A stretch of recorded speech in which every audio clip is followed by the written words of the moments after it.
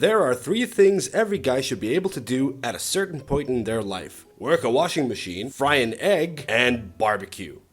I can't barbecue shit. Growing up in a Syrian family, whenever we'd all get together, there would be a lot of us, and each one would have their own barbecue duties. For example, my cousin would be chopping up onions and tomatoes, my sister would be getting the skewers ready, and my mom would be yelling at my sister that she's doing it all wrong. Everyone except for me. I don't know if it was because my family thought I was an idiot, or if I was actually useless. I'd often spend my time looming over the head of whoever's on grilling duty, saying stuff like, smells good, or I'd just grab a big piece of cardboard and start fanning the heck out of the flames as if I'm signaling a nearby boat for help. So it's safe to say that I had no idea how any of this was supposed to be done. And yet, in my second year of college, I invited a bunch of friends over to have a barbecue party. The first to arrive were 2 guys who we'll just call friend 1 and friend 2. Now, we were 3 fully grown male adults. We were manly men with beards and big feet. We could handle a grill, right? So we get the coal out, set up the grill, we're hyping each other up. Friend 1 takes out his lighter and starts torturing a lump of coal with it. What are you doing? Lighting one up so the others catch flame.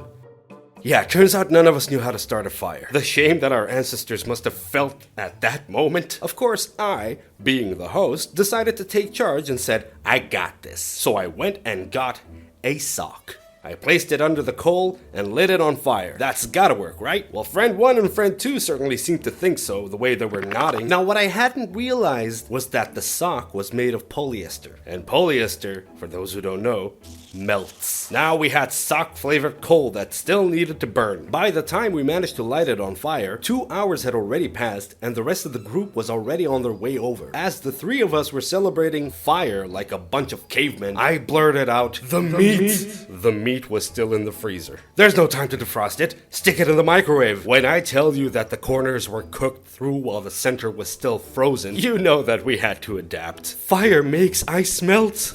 Get prepped the skewers. By the time we had the kebab skewers on the grill, the rest of the group had already arrived and were all having a great time. Then I noticed friend 1, who was on grilling duty, staring at the grill with a heavy blanket of smoke around him. Hey, how are the kebabs doing? So he pulls up a skewer that had charcoal black meat on it, stares at it closely, and says, yeah, it's still not done. So after we got done with the kebabs, we got the burger patties out and put them on one of those grill clamp thingies. As we had one over the flame, it just went through the clamp holes and onto the coal. This is fine. We'll just add starch to the rest of the patties. I shouldn't. I don't know why people listen to me. And after 8 hours of unnecessary hard work, we finally sat down with our friends. We ate, we laughed, we had a good time. It was a really fun experience. I don't think I would have enjoyed it as much if I had actually known how to do any of it properly. But yeah, moral of the story, don't start a fire with a sock.